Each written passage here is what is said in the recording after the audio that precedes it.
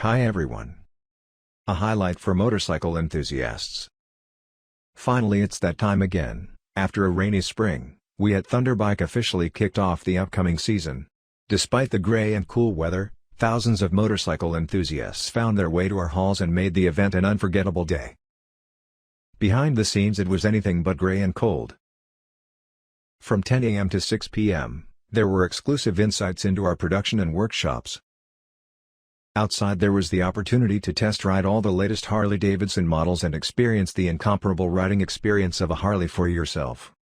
In our showroom, as usual, there were top custom bikes and interesting used bikes as well as the two 120 anniversary bikes to examine and the current trends of Harley-Davidson fashion and selected brands to try and feel. Rolling Opticians invited to a C-test with fitting and JohnDoe exclusively presented its cool biker fashion. We are thrilled with the response and encouragement we received at our season kickoff and are already looking forward to the upcoming season with you. It was a day full of exciting impressions, interesting encounters and unforgettable moments. We thank all visitors, guests and partners for their support and look forward to many more events together with Thunderbike. Stay tuned and ride on.